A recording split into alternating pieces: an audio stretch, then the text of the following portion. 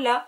On se retrouve aujourd'hui pour une vidéo un peu particulière. Je sais que je le dis assez régulièrement, mais là j'en ai jamais fait et jusqu'à présent j'en ai pas vu sur YouTube. Je dis pas que ça n'existe pas, c'est juste que ça fait un moment que je suis plus trop ce qui peut se faire en termes d'actualité sur le booktube. Mais c'est pas grave, je suis en plein tri, rangement de mes carnets, donc j'ai de l'encre de partout et je suis tombée sur mon ancien carnet de lecture de l'année dernière, donc le carnet de Séverine. Et en fouillant, j'ai retrouvé, c'était dans un coffre que j'ouvre rarement, et là j'ai retrouvé plein de mes bullet journal. Genre tout ça ce sont des bullet journal, et je me suis rendu compte que, alors je savais que je répertoriais mes lectures depuis quelques temps, mais je pensais pas que ça allait depuis 2017. Donc là ça fait 3 ans de lecture que j'ai sous les yeux. Et je trouvais ça marrant, enfin je sais pas si ça va être marrant, mais je trouvais ça bien de revenir un peu sur qu'est-ce que je lisais en 2017 et qu'est-ce que je lis maintenant. Essayer de me souvenir aussi des bouquins. Alors normalement j'ai une bonne mémoire, et comme il y a toujours, c'est un truc qu'on voit depuis des années, que ce soit sur le booktube ou maintenant sur le booktok français, je sais pas si c'est pareil à l'étranger, le fait que quand on lit beaucoup ça veut dire qu'on apprécie pas, enfin on peut pas apprécier la lecture d'un livre si on le lit vite. Donc je vais essayer de vous prouver que vous avez tort si vous pensez ça, et que la team je lis vite et je me souviens de mes lectures a raison. Autant je vais me planter et je vais être là, oh bordel, je leur ai dit que j'allais avoir raison alors que pas du tout, je me souviens de rien. J'étais pas forcément une lectrice très régulière, vraiment j'avais ces périodes où je lisais beaucoup, je lisais principalement du young adult, parfois contemporain young adult, souvent fantastique young adult, et je lisais aussi des contemporains. J'aimais beaucoup et j'aime toujours David Fuenkinos. J'ai pas lu tous ses livres. En fait à chaque fois je me dis il faut que je lise, il faut que je lise, et il y a toujours un autre titre qui pop de nulle part et du coup je vais vers ces autres titres. Mais ouais, j'étais aussi sur le contemporain. Je restais quand même très irrégulière dans ma lecture jusqu'en janvier 2015, je crois, quelque chose comme ça. J'étais dans mon premier appartement et avant j'étais un peu pro-télé. En fait je supportais pas le silence et j'avais pas le réflexe d'aller sur YouTube pour regarder des vidéos, pour voir des reportages, etc. 2015 YouTube ça commence un peu plus à avoir un contenu diversifié, mais c'est pas non plus une chaîne de bouquins, elle avait pas plus de 100 000 abonnés quoi. On était sur du, je sais même pas, peut-être 20 000, 30 000, j'en sais rien du tout. Franchement je me souviens pas du tout des chiffres.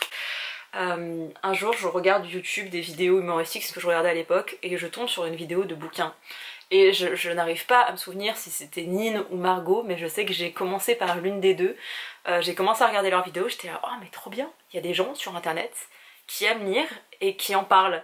Et je connaissais les principes des blogs, hein, j'en ai regardé plein et j'adorais les blogs lecture, mais là vraiment de voir ça en vidéo, j'étais là mais oh, incroyable. Et comme je vivais toute seule, chez moi, j'étais là, bah, soit tu regardes la télé juste histoire d'avoir un fond sonore en sachant que tu n'aimes pas ce qui s'y passe, soit tu passes ton temps sur YouTube à écouter des gens qui parlent de bouquins du coup. Et du coup j'ai passé mon temps sur YouTube à regarder des gens qui parlaient de bouquins, qui ont aimé les mêmes sagas que moi, parce qu'à l'époque il y avait que du young adult, franchement je voyais pas d'autre chose, donc je ne peux dire que ça, il y avait que du young adult dans ce que je voyais. Et du coup j'ai dégommé les young adult. Franchement tous les bouquins où une personne elle avait aimé le même livre que moi, j'achetais tous les bouquins qu'elle conseillait. J'ai acheté After parce que Nine a dit vous êtes pas prêts pour le 5e tome. C'était nul. Mais j'ai tenu jusqu'au 5e tome et j'ai détesté le 5e tome, pour moi il changeait rien, donc j'en veux un peu à Nine pour ça. Booktube ça m'a vraiment permis de sortir de ma solitude, de trouver des gens qui aimaient les mêmes choses que moi et de me sentir bien. C'est devenu un peu ma safe place de voir des gens qui parlaient de bouquins. Il y a eu le revers de la médaille, c'est-à-dire acheter plein de livres parce que j'avais pas compris le concept de service presse et que les gens ne payaient pas toujours pour les bouquins. Donc j'achetais tous les bouquins neufs et ça coûtait une blinde. Après j'ai découvert le canon, j'étais oh c'est bien. Et après j'ai vu mon compte en banque et j'ai fait ah bah en fait on va faire un choix et un tri dans tout ce qui est présenté dans les books. Et maintenant ça va mieux à ce niveau là, je gère. Et voilà, j'ai mes carnets qui datent de 2017 parce qu'avant je répertoriais mes bouquins un peu partout. D'ailleurs en 2017 j'ai qu'une partie des livres que j'avais lus parce que j'ai commencé au mois de janvier. Et après je suis partie sur toute autre chose dans mon bullet journal, donc voilà, j'ai qu'une partie des livres que j'ai lus en 2017. J'aimais avoir des carnets à côté, etc. Maintenant c'est plus le cas, j'ai mon bullet journal et bah du coup il y en a deux, mais il va bientôt y avoir le 3e. 2022 j'ai eu le carnet de Séverine et 2023 j'ai eu celui-ci. Et en 2024 j'achèterai celui qui vont sortir. Bref, c'était un long laïus pour que vous compreniez un peu ma vie de lectrice, comment j'en suis venue à consommer du booktube, comment j'en suis par la suite venue à faire du booktube. Je vais vous montrer mes petits carnets et les livres. Je vois déjà un livre que j'ai adoré en 2017. Bref, Livres lus en 2017 et j'ai vraiment des souvenirs de la plupart d'entre eux parce qu'il y a pas mal de coups de cœur dedans. Donc en 2017, c'est en tout cas le mois de janvier, c'est le seul que j'ai. En 2017 j'ai noté 7 livres et je me souviens, il y en a un, j'ai un doute, il faut que je voie la couverture. J'avais lu Tous nos jours parfaits de Jennifer Niven, donc ça fait 6 ans que j'ai lu. Il était trop bien, j'ai adoré, j'ai commencé à regarder l'adaptation qui m'a pas forcément plu, c'est sur Netflix, je trouve que c'est très romantisé, alors que le souvenir que j'avais de Tous nos jours parfaits de Jennifer Niven, c'était pas aussi gnangnan et aussi romantique, etc. Je ne savais pas la maladie qu'avait l'un des personnages, enfin le trouble psy pour être très exact, qu'avait l'un des personnages, et je me vois pas forcément vous le dire, du coup j'ai l'impression que je vous spoilerai le bouquin, parce que pour moi la révélation de son trouble, c'est une révélation. Ok, mais j'avais adoré, il y a tout le monde qui m'a dit mais non Pauline, on l'avait tous vu venir de loin, et moi j'étais là mais non mais moi pas du tout, j'étais en train de chialer comme jamais, j'étais là mais je m'y attendais pas, et mes potes se foutaient de ma gueule parce qu'on en avait reparlé au moment de la sortie, je crois que c'est en 2020 qu'il est sorti le film, on en avait reparlé et tout le monde se foutait de moi alors que vraiment je suis tellement crédule dans mes lectures, il y a que dans les thrillers où vraiment je cherche le coupable comme si ma vie était en jeu, vous voyez les gars. Mais alors pour les autres bouquins, on me dit qu'il est humain, qu'il a 8 têtes, je vais être là ah ouais bah peut-être que c'est possible. Il y a un livre dans toute la liste que je me souviens pas, parce qu'après il y a Les étoiles de Nos Head, il y a un Colleen Hoover. Ça fait très longtemps en fait que je lis Colleen Hoover. Hein. Il y a Une braise sous la cendre de Sabaa Tahir. J'avais adoré le premier tome, j'ai jamais été au-delà. Alors que le premier tome je l'avais adoré, c'était un coup de cœur incroyable. J'ai jamais été au-delà, vraiment je suis désespérante. Le seul livre dont je me souviens pas du tout, en fait quand je vois la couverture je me dis oui je sais que je l'ai lu, je sais que je l'ai pas aimé, mais je me souviens plus de quoi ça parlait. C'est Sans prévenir de Matthew Crow. Je mets la couverture ici, vraiment j'ai zéro souvenir du contenu du bouquin. Je me souviens juste que ça avait bien commencé, qu'on me l'avait conseillé un peu en mode oui tu verras le personnage principal il ressemble à Holden Caulfield, donc mon livre préféré c'est La Trappe-Cœur de Salinger, et le personnage principal s'appelle Holden Caulfield, et un peu mystérieux et très déprimé, et je l'adore, et il est très introspectif aussi, et je me souviens qu'on l'avait conseillé pour le côté héros du personnage, enfin genre un peu le même type de caractère. Je me souviens que j'avais détesté le bouquin, que j'avais fini le bouquin en diagonale, mais je me souviens plus du résumé. Je lis le résumé, je me dis bah peut-être, et je comprends pourquoi je ne l'ai pas aimé. Mais voilà, sur les... je vous ai dit qu'il y en avait combien, 7, il n'y en a que un seul dont je me souviens pas. Donc hey, surtout que ça date il y a 6 ans les gars, donc si en 6 ans j'ai oublié qu'un seul bouquin, ça commence bien. Ensuite, on est sur 2018. Pareil, je sais pas comment je me suis organisée. En fait, je suis sûre que j'avais d'autres carnets où je notais mes lectures annuelles. Sauf que ceux-là, j'ai dû les balancer de carnet. Et donc là, j'ai retrouvé un book haul de l'été 2018. Et je me souviens... Alors du coup, il y a des livres que je n'ai pas lus. Mais ceux que j'ai lus, je me souviens. Donc voilà. J'avais acheté Combini de Sayaka Murata. Je me souviens que c'était... Comment elle s'appelait? Lemon June, je crois. Qui en avait parlé, je l'avais acheté, j'avais jamais lu de littérature japonaise avant, ok, je ne savais pas, j'avais été l'acheter en grand format dans la librairie où travaille Marie, maintenant, une de mes copines. Bref, je me souviens de tout le contexte hein, les gars, hein. Je me souviens de tout, je me souviens avoir lu le bouquin et j'ai détesté, parce qu'on suit une fille qui est dans un combini toute la journée, je crois qu'elle bosse dans ce combini, et on suit juste ça. À l'époque où je ne lisais pas de romans japonais, voilà, je serais curieuse de le relire maintenant, je sais qu'il est sorti en poche et je crois qu'ils ont changé en plus le nom qui s'appelle plus Combini, je vous mettrai la couverture si je la trouve, mais voilà, j'avais pas aimé. C'est un peu honteux parce que y a plein de livres, je sais que je les ai achetés, hein. Je sais qu'ils ont été dans la bibliothèque, mais je ne les ai jamais lus. Genre vraiment, heureusement que je les avais pas présentés en vidéo parce que ça fait craquer. Si, il y a Viser la lune de Anne-Fleur Multon, c'est la saga des petites sorcières que j'ai toujours, le 3e tome est sorti... l'année dernière ou cette année, je ne sais plus, j'aime beaucoup, franchement j'aime beaucoup, c'est mon... J'ai adoré le tome 1, un peu moins le 2e et le 3e j'ai beaucoup aimé aussi. C'est tout simple, c'est tout mignon, mais quand j'avais 10-12 ans, j'aurais aimé pouvoir, enfin 10 ans plutôt, j'aurais aimé pouvoir lire ce genre d'histoire où ce sont 4 copines qui habitent aux 4 coins du monde, qui se retrouvent sur internet pour faire des vidéos, pour parler de leur passion, c'est tout mignon, c'est féministe, c'est engagé, c'est trop bien, j'aime beaucoup trop, donc voilà, lisez-les si vous avez l'occasion. J'adore Anne-Fleur Multon, elle est hyper engagée, je la préfère en littérature jeunesse qu'en littérature adulte, mais oh, voilà. En 2018 j'avais aussi acheté et lu Un envahisseur. Mais qu'est-ce que tu fais? Bah je vais te sortir. En 2018 j'avais aussi acheté et lu Jefferson de Jean-Claude Monleva. c'est un thriller pour enfants. Mais vraiment enfants, pas adolescents, enfants. J'aime pas trop les thrillers adolescents parce que c'est souvent genre dans une classe, j'aime pas trop, je suis pas très fan, je trouve pas qu'il y a un gros côté enquête, il y a rarement le côté gore ou glauque qu'on retrouve dans les thrillers adultes, donc j'ai toujours préféré les thrillers adultes, même jeunes, aux thrillers adolescents, mais alors Jefferson, c'est trop bien, c'est une taupe qui débarque chez son coiffeur pour se faire... Non, c'est pas une taupe, c'est un hérisson. Il débarque dans le salon de coiffure et en fait, il découvre le coiffeur mort. Il est accusé de meurtre, il va partir, il va rejoindre plus ou moins le monde des humains. C'était trop bien, franchement, c'était beaucoup trop bien. Enfin, même, il va complètement rejoindre le monde des humains. Ça parle de l'exploitation animale, c'est trop bien. J'avais lu le 2e tome de Jefferson. Je me souviens plus trop de quoi il était question dans ce tome-ci. Si, c'était question d'une secte, il me semble que c'est ça. Et j'avais vraiment bien aimé aussi, et là il y a le 3e tome qui est sorti, je l'ai vu et je pense que le mois prochain il va y passer parce que ça m'intrigue beaucoup trop, genre vraiment. Déjà la liste de bouquins que j'ai acheté c'est un peu indécent, hein. J'ai acheté des mangas, aucune idée de quoi ça parle. So Charming, j'ai acheté le tome 2, 3, 4 cet été là, je me souviens que j'avais adoré le 1er tome, je me souviens plus de quoi il était question. Bye Bye Liberty, je ne me souviens pas. LDK, je me souviens plus de l'histoire, mais je sais que j'avais arrêté parce qu'à un moment donné c'était hyper redondant et je crois qu'il y avait genre 20-25 tomes. J'en étais au tome 10-12, j'en pouvais déjà plus. Et j'avais acheté aussi le 1er tome de l'Atelier des Sorciers.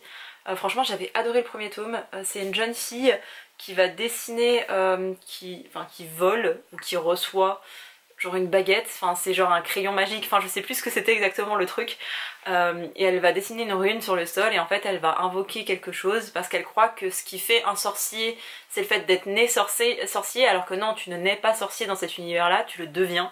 Et j'avais adoré le concept de bah non, tu n'es pas né sorcier, tu vas le devenir avec un apprentissage. Et elle du coup elle va pouvoir devenir sorcière parce que je crois qu'il se passe quelque chose avec sa mère ou quelque chose comme ça. Et du coup elle a dessiné, oh là là je me souviens, j'avais adoré, et par la suite ça se lasse un peu et c'est beaucoup moins attrayant à mes yeux, mais j'avais vraiment adoré le 1er tome. En fait c'est plus difficile pour moi de me souvenir du résumé de bouquins que j'ai pas lu, enfin c'est un peu logique, mais si jamais il y en a qui veulent savoir, j'ai du mal à me souvenir des résumés de bouquins que j'ai pas lus. Je me souviens des couvertures, je me souviens de pourquoi je voulais les lire, mais je me souviens pas du contenu. Je l'ai pas lu en même temps le contenu, mais je me souviens pas du résumé quoi. Passe aux choses sérieuses, où la dame avait même fait des petits dessins des livres qu'elle avait lus. Genre vraiment j'avais fait une étagère, oh là là, des livres que j'ai lus en 2019. Vu le peu de livres qui sont notés dessus, je pense que j'ai pas fait toute ma liste et qu'après j'ai encore pris un nouveau carnet pour les répertorier. En fait tous les livres que j'ai pas aimés je m'en souviens pas. Ou alors le livre que j'ai vraiment pas aimé je m'en souviens. Genre Charisma. Je me souviens que l'autrice avait écrit un autre bouquin qui n'était pas dans cet univers mais que j'avais voulu commencer par Charisma, qui était question d'adolescents et je sais pas si c'était des drogues ou des trucs un peu comme ça. Genre un peu enquête, tout ça entre des adolescents. Mais j'avais pas aimé, donc voilà, je l'ai oublié. J'avais lu le 1er tome de Vicious de Avi Schwab que j'avais vraiment bien aimé. Alors je l'avais trouvé assez lent. J'avais acheté le 2e tome. J'ai jamais lu le 2e tome et j'ai revendu les deux du coup. Dans Vicious on est sur 2 jeunes, si je dis pas de bêtises, qui vont chacun avoir des pouvoirs. Et genre ils sont en guéguerre toutes les deux. Enfin je sais qu'il y a un délire de anti-héros. Et qu'il va y avoir genre un qui va créer une société secrète, genre avec un peu tous les reclus de la société, enfin genre le bien et le mal qui s'opposent quoi. Il me semble que c'est ça dans Vicious. Mais j'avais bien aimé. J'avais lu quoi d'autre? Level Up. Oh, j'ai adoré Level Up. Je crois que je l'ai encore dans mes bibliothèques. Quelque part par là. Oh, je l'aurais pas gardé. Franchement, si je l'ai pas gardé, je suis un peu bête parce que je l'avais bien aimé, Level Up. C'était l'histoire d'une fille qui a un coloc, qui se parlent pas forcément, ils sont pas amis, son coloc. Elle, un jour, elle va devoir bosser sur je sais pas quoi, elle va lui demander son aide et ils vont devenir genre meilleurs potes. Et ils vont finir par sortir ensemble. Je sais que c'est un truc comme ça. Je me souviens plus tous les détails, mais c'est un truc comme ça. J'étais surprise puisqu'elle elle avait des copines qui étaient toutes des introverties qui se rejoignaient à leur club de lecture. C'était hyper bienveillant et à fond dans la sororité, sans basculer sur un extrême. Franchement c'était trop bien. Le book boyfriend parfait, où il était très simple. C'était un bouquin de 250 pages je crois. Franchement, c'était chez PKJ, je l'avais adoré. Vous voyez, je vous mens pas, hein, quand j'aime un livre, ça reste. J'ai noté aussi Frappe-toi le cœur. Frappe-toi le cœur. C'est Amélie Nothomb. C'est le premier Amélie Nothomb que j'avais lu. Je me souviens, j'étais dans le train, mais vraiment je me souviens du contexte dans lequel je l'ai lu. Je l'avais bien aimé, j'aimais beaucoup la façon dont Amélie Nothomb parlait de la relation entre parents, surtout entre mère et fille, et combien c'est un peu toxique et dans la compétition, etc. C'était... Franchement, j'ai vraiment bien aimé. Et après j'ai essayé un autre roman d'Amélie Nothomb où j'avais pas aimé, et j'en avais relu un autre par la suite que j'avais bien aimé parce qu'il ressemblait à Frappe-toi le cœur. Et Frappe-toi le cœur, je me souviens que je l'avais je l'avais lu parce que Séverine en avait parlé. Blé noir. Je me souviens de la couverture de Blé noir. C'est de Aurélie Wallenstein, je crois. Je sais pas du tout si c'est ça son nom de famille, mais il me semble. On est sur la cause animale. Mais j'ai pas du tout aimé la manière dont c'était fait. C'est genre une romance qui se mélange avec la cause animale, qui se... Oh, j'avais pas du tout aimé. Je vais vous lire le résumé, comme ça on verra si ça ressemble aux souvenirs que j'en avais. Mais je sais que j'avais vraiment détesté. Alors que le livre il était magnifique, il avait les pages un peu noires et tout. Même la couverture je la trouve trop belle. Mais j'avais beau être déjà engagée à l'époque, déjà végétarienne, déjà vachement sensibilisée sur les animaux, pas du tout aimé. Lilian est un membre d'un réseau de hackers engagés dans la défense animale. Sa mission du jour, dénoncer les mauvais traitements infligés aux animaux dans les grands parcs aquatiques. L'adolescent n'est pas peu fier de lui lorsqu'il voit le résultat de son piratage relayé par les réseaux sociaux. Puis une rencontre, celle de Blé, une jeune fille enflammée et charismatique, prête à tout pour dessiner un monde plus juste et sans souffrance animale. C'est ça qui me faisait penser, ça me faisait penser au personnage de Effie dans Skins. Sauf que Effie dans Skins, c'est une bipolaire non stabilisée avec des hallucinations et des délires. Elle, apparemment non. Tombée sous le charme de la jeune fille, Lilian s'accroche à elle comme à la promesse d'un avenir meilleur. Blé cache des plaies profondes, des brûlures à l'âme qu'il doute de savoir penser. Elle va pourtant lui montrer qu'il est capable d'aller plus loin, laissant derrière lui le confort de son quotidien. Ils se sont retrouvés pour ne plus se quitter, mais leurs idéaux sont brusquement rattrapés par les démons qui hantent la vie de Blé. Il faut fuir et vite. Ah ouais, c'est vrai, il fuit et la fille elle traîne avec des squatteurs ou je sais pas quoi. J'avais pas du tout aimé. Passons à 2020. 2020, on sent déjà le bullet journal investi, hein, et on sent surtout l'organisation que j'ai maintenant. Là, c'est vraiment l'année où je me suis dit, c'est quoi, maintenant tu fais des vraies vidéos sur Booktube, tu t'organises, meuf. Donc j'avais lu du Young Adult, de la romance, des graphiques, des contemporains, des essais, de la jeunesse. Pourquoi j'avais mis autre? Ah oui, pour tout ce qui était les autres genres littéraires. Premier livre que j'ai lu cette année en 2020, ça a été Romance. Je sais que c'est de Arnaud Catherine. Je me souviens que j'avais adoré. C'était une romance entre deux garçons adolescents. Franchement, je crois que c'était un... Il me semblait que c'était un amour d'été et après ils se retrouvent au lycée ou un truc comme ça. Mais ça fait 4 ans, non même pas, ça fait 3 ans. 3 ans et demi. J'ai trouvé une excuse, ça fait bientôt 4 ans, dans 2 mois c'est la nouvelle année. C'est le Morito, c'est un léger accident, c'est parce qu'il n'a pas rencontré de fille, c'est parce que je n'ai pas rencontré de garçon. Ah oui, c'était pas... Je crois qu'ils se rencontrent sur une appli et ils mentent tous les deux sur leur âge. Où il y a un délire comme ça, oh ça me revient. Franchement j'avais beaucoup aimé, je trouvais ça très poétique, j'avais adoré la plume de Arnaud Catherine. Moi je l'avais pas du tout lu à la place du cœur. Et en plus, bah, pour moi hier on a commémoré les 8 ans depuis l'attaque du Bataclan. Et du coup je me dis que ce serait clairement le moment de lire à la place du cœur. Mais je sais pas s'il a bien vieilli parce qu'il date d'il y a au moins 5-6 ans le bouquin. Donc oh là là, mais j'avais vraiment adoré Romance en tout cas. J'avais relu en 2020 la saga Twilight, je m'en souviens, c'était juste avant que je parte en Angleterre et qu'il y ait le coco. Je vais aller un peu plus loin dans mon récit. Ce sera moi, oh, j'avais adoré Ce sera moi de Lilali. D'ailleurs pour Noël vous allez bientôt voir, vous avez déjà vu, je sais pas dans quelle heure je vais poster les vidéos, une vidéo où je parle de ma wishlist et il y a l'un des romans de Lilali parce qu'ils ne le traduisent pas et que je veux trop le lire. Mais dans Ce sera moi, c'est une jeune fille qui, d'ailleurs j'ai encore le bouquin quelque part là-haut, c'est une jeune fille qui est grosse, qui est bisexuelle, qui est asiatique et qui rêve d'être danseuse, sauf que sa mère l'en empêche parce qu'elle est grosse. Pour info, elle fait 80 kg pour 1m70 et ça a été pendant très longtemps mes mensurations. Donc je sais qu'elle est grosse mais qu'elle n'est pas à un stade de grosse obèse, elle est un peu à la limite quoi. Et sa mère elle refuse qu'elle fasse de la danse parce que pour elle c'est la honte etc. Sauf que sa fille du coup elle va aller dans son dos s'inscrire à un concours à Los Angeles pour pouvoir danser. L'un des membres du jury, je crois qu'il fait partie d'un groupe de K-pop ou que sais-je, enfin bref c'est quelqu'un de connu il me semble, qui est lui aussi bisexuel, et ce que j'aimais bien c'est que les deux sont bisexuels mais l'héroïne elle dit un truc très vrai et très triste, c'est que elle a beau être bisexuelle, et on voit clairement dans le bouquin qu'elle a de l'attirance aussi pour les filles, elle dit qu'elle ne pourra jamais être en couple dans une relation sérieuse avec une fille parce qu'autrement ça devra rester secret, parce qu'au niveau de sa famille coréenne ça ne passera pas. Et j'ai trouvé ça très triste et assez vrai aussi. Alors c'est pas toutes les familles coréennes qui sont homophobes, et c'est pas toutes les familles américaines qui sont dans l'acceptation, hein, clairement pas. Hein. Mais ça m'avait vraiment fait un petit pincement au cœur à l'époque. Et bref, elle va participer à un concours de danse avec ce garçon du coup.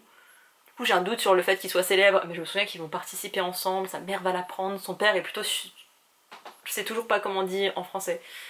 Encourageant et derrière sa fille, mais il est aussi très absent, donc c'est pas lui qui gère à la maison. Et bref, j'avais vraiment beaucoup aimé ces Sora moi de Lee Lali. Hein. Oh, j'avais oublié ce livre. Alors déjà c'est en 2020 que j'ai lu The Kiss Quotient de Helen Wong. Allez le lire, ça parle de TSA, de troubles du spectre autistique, avec une jeune femme qui bosse dans les maths, et qui, parce que sa mère arrête pas de lui dire qu'il faut qu'elle trouve un mec comme l'un de ses collègues, ou qu'elle sorte avec un mec qui s'appelle Nick, ou je sais plus comment il s'appelle, Stella, c'est le nom de l'héroïne. Je m'en souviens les gars, je me souviens des deux noms des personnages principaux. Mais bref, sa mère lui met tellement la pression que Stella elle se dit bon, il faut que je sorte avec tel collègue parce que ma mère l'adore et dit qu'il est genre l'archétype de l'homme idéal. Donc pour sortir avec un mec comme lui, il faut que je devienne une meilleure personne, parce qu'il arrête pas de faire des petits tacles et tout. Et lui, il me fait bien comprendre qu'il aime le sexe et qu'il aime avoir des relations. Et moi, j'ai déjà été en couple, mais je sais que je suis pas un bon coup en lit. Donc comment on fait? Alors elle va faire appel à un escort boy, Michael, et Michael est vietnamien. Ça a son petit intérêt pour l'histoire, parce qu'on voit les plats et on voit de la structure familiale, mais bref. Il est vietnamien, et il parle avec cette fille, elle dit non mais moi je veux juste te coucher, donc elle se met comme ça en mode étoile de mer, elle dit vas-y, fais ton affaire. Lui il comprend pas trop, il arrête direct et il dit bah non c'est pas comme ça que ça marche en fait le sexe. Et en fait il va lui donner des cours sur sa propre perception de son corps à elle. Jusqu'à présent elle a toujours subi le sexe et maintenant il va lui apprendre à ressentir des choses. Est-ce que ça c'est agréable pour toi? Non ça l'est pas. T'aimes être touché comme ça mais pas comme ça. Quelle matière t'insupporte? Et ça va être le parfait boyfriend, vraiment je n'en démords pas. The Kiss Quotient est incroyable, je comprends même pas qu'il ait pas de succès en France alors que Helen Wong elle vend plein de bouquins à l'international. D'ailleurs Hugo Roman traduisez ses autres bouquins, je n'en peux plus, je n'ai pas le niveau pour lire en anglais. Moi j'ai un niveau CM2 ok, et je veux trop lire ces livres s'il vous plaît Hugo. Bref, de base je voulais pas parler de ça, je voulais parler de Brisé. Mais j'ai l'impression que je l'ai lu il y a genre 10 ans tellement ça date. Je l'avais oublié et je me souviens que je voulais l'acheter en papier et je ne l'ai jamais acheté en papier. C'est l'histoire d'un garçon, alors j'espère que c'est bien celui-là et que je vous dis pas n'importe quoi. J'ai même pas noté le nom des autrices, non mais... Je me souviens que c'était un garçon qui est introverti et l'autre qui est beaucoup plus extraverti, et l'introverti va aller bosser dans la boîte, enfin non, l'introverti il a dégoté un nouveau job. Il va aller en boîte pour fêter ça, il rencontre un garçon, il décide de coucher avec lui dans les WC, il a jamais fait ça de sa vie, mais il se dit allez, je le fais. Oui c'est une romance MM, je l'ai pas précisé. Du coup ils couchent ensemble, il se dit bon, Jazzy, je sais pas pourquoi j'ai fait ça mais je l'ai fait et j'assume. Et il arrive au boulot le lundi et son patron c'est le mec avec qui il a couché, voilà. Et il s'appelle pas Brisé pour rien ce bouquin, c'est que le patron est atteint d'un trouble psy et j'ai trouvé que c'était bien représenté, que c'était bien fait. Et c'est rare que ce soit aussi bien fait. Et voilà, j'avais vraiment adoré. Je pourrais vous en dire plus, mais j'ai pas envie de vous spoiler, donc voilà. Et c'est la même année que j'ai lu Nos âmes tourmentées de Morgane Moncomble. Incroyable aussi, très triggerant, donc vraiment trigger warning pour toute la santé mentale. C'était trop bien. Prince captif. J'avais voulu lire Prince captif, le premier tome, pour faire plaisir à Nina. Honnêtement, je me souviens pas de beaucoup de choses, si ce n'est que c'est une histoire d'esclavage et d'exploitation. Et quand je vois maintenant ce qui se fait en dark romance, je pense que Prince captif c'était le soft à côté. Hein. Mais c'est un garçon d'un royaume qui va être vendu. Enfin bref, je sais plus comment ça se passe, mais bref, je sais qu'il va se retrouver dans un royaume ennemi quoi. Et ça va devenir l'esclave du roi ou du prince au pouvoir.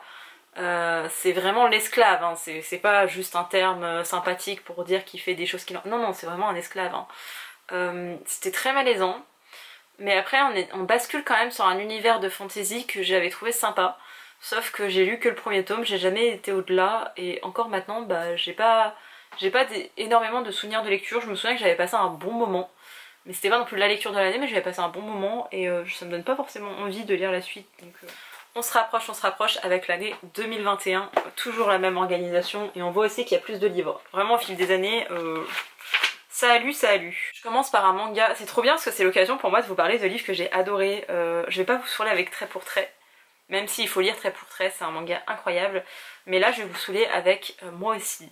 C'est un manga que j'ai trouvé exceptionnel. J'ai préféré le premier tome, mais le deuxième est tout aussi important. Et c'est que en 2 tomes du coup. Dans le premier tome, on suit une jeune femme qui, je crois, est intérimaire. Il me semble bien. Elle est au Japon et elle va vivre du harcèlement sexuel. Et il me semble, hein, j'ai pas envie de dire de bêtises, mais il me semble bien que la personne qui la harcèle, c'est pas forcément le gros boss dégueulasse, mais vraiment le collègue qui présente bien sur tout rapport où tu peux dire lui, un prédateur, pas du tout. Lui c'est un père de famille, c'est un homme bien sur tout rapport, ouais mais à côté de ça c'est un con, il est dégueulasse. Alors que le patron qui pourrait paraître un petit peu tendancieux, il ne l'est pas. Et c'est ça que j'avais bien aimé. Le premier tome c'est sur toute la partie harcèlement, donc c'était assez dur à lire. Surtout qu'on voit l'évolution et combien au début c'est genre 2-3 petites remarques, ou 2-3 remarques franchement sur une année ça passe vraiment inaperçu, t'es pas mal à l'aise dans sa présence. Sauf que ça s'accélère et après c'est des gestes et t'es là genre waouh mais c'est pas possible. Et la façon dont ça évolue c'est très rapide parce que c'est un manga, mais ça dépeint très bien la réalité, je trouve ça très très bien. Et le deuxième tome on est plus sur le côté judiciaire, donc c'est moins triggerant. Mais c'est pas que le côté judiciaire, c'est comment on se reconnaît victime et comment on fait reconnaître qu'on est une victime. Toutes les associations, tous les procès, toute la procédure judiciaire en tout cas, tout ce que ça implique, c'était très intéressant. Alors je suis fan de K-drama dans le milieu judiciaire, c'est vraiment un truc, je raffole de ça. Là de voir ça au niveau Japon, c'était aussi très intéressant parce qu'il y a toujours une part de vérité, même si c'est une fiction dans les deux cas. Il y a toujours une part de vérité, la justice en Asie n'est pas la même qu'en France et au Japon encore moins, donc je trouvais ça intéressant aussi. C'était moins passionnant, c'était moins prenant que le premier tome mais j'avais vraiment adoré. Je sais pas si j'essaie de trouver des livres, enfin de me souvenir de résumés de livres que j'ai pas forcément aimés. Parce que là en fait les livres que je lis, je me souviens plutôt bien des résumés comme c'est très récent. J'avais lu, je sais pas si j'en avais parlé, Moi 34 ans, Asperger et amoureux. Je ne sais plus chez qui c'est publié, c'est une romance gay, MM, encore une fois. Il me semble que c'est écrit par un homme, mais j'ai peut-être tort. C'était très doux, c'était très simple, j'avais vraiment bien aimé. On voit très bien le trouble du spectre autistique, on voit très bien ses limites, et je me souviens plus exactement du déroulé de la chose. Mais je sais que c'était un personnage assez isolé qui va devoir se challenger pour sortir de chez lui et pour rentrer en contact avec des gens et pour faire des choses. Et bah sur son process il va tomber amoureux de quelqu'un et tout ce que ça implique au niveau émotionnel et au niveau physique, et c'était hyper intéressant et hyper... Alors le but c'était pas qu'ils ce soit intéressant d'un point de vue la clinique d'une personne autiste, hein, c'est vraiment pas juste voir les symptômes etc. Enfin symptômes, je sais que c'est pas une maladie mais bref les caractéristiques, c'est le mot que je cherchais.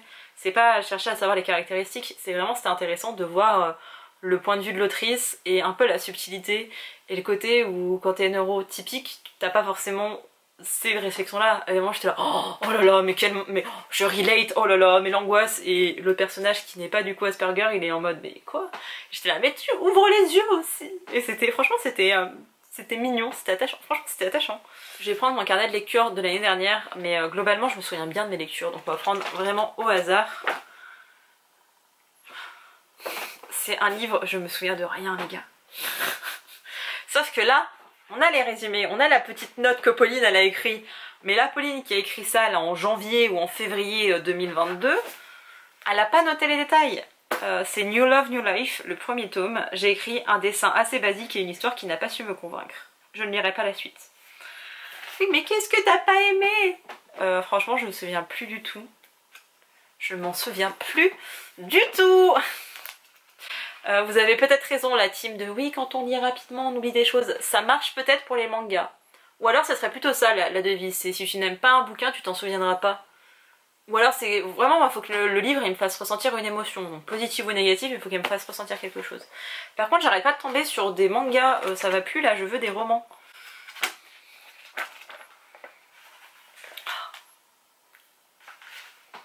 C'est un bouquin de Jiang Gang, c'est Nos jours heureux. Je l'avais lu en juillet 2022 du coup. Je me souviens très bien de ce bouquin. C'est pas mon préféré de l'autrice. Mon préféré de l'autrice c'est les enfants du silence, hein, le titre en français.